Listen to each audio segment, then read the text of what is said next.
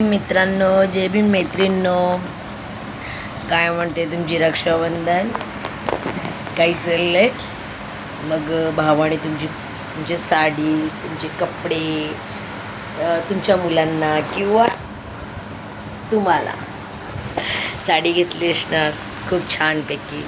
दरवर्षी तुमचा भाऊ तुम्हाला साडी घेतो रक्षाबंधनला. भाऊबीजला तुम्ही करता, ठीक आहे. तुमचं रक्षाबंधन खूप सुखाचं आणि समाधानाने जाओ. दुसरा विषय,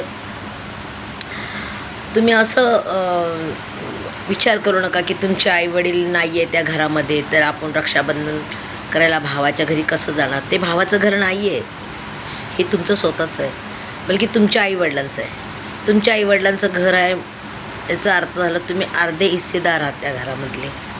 हे लक्षात ठेवा. भाव तुमचा पूर्ण घरचा मालक होत नाही, तुम्ही त्या घरचे 50% ओनर आहात, हे लक्षात ठेवा बहिणींनो. आणि दुसरा, तुम्हाला त्या घरामध्ये राहायला किंवा हक्क गाजवायला कोणच रोखू शकत नाही. आणि रोखलं की कानून कायदे कारवाई होणार, हे लक्षात ठेवा. बिंदास राखी बांधायला जावा आणि मस्त त्या घरामध्ये राणी म्हणून दिवस काढा. मस्त जितके दिवस तुम्हाला राहूस वाटतं तितके दिवस राहावा. आणि रक्षाबंधनमध्ये भावाकडनं 1 रुपया पण घ्यायची गरज नाही आहे. कारण आपण भावाकडनं जेव्हा थाळीमध्ये असं ते काय देत आहेत ना, तर त्यांना असं वाटतं की आम्हाला भीक देत आहेत. ते घ्यायची गरज नाही. तुम्ही त्या घरामध्ये जाता, हक्काने हर सण करा जाऊन.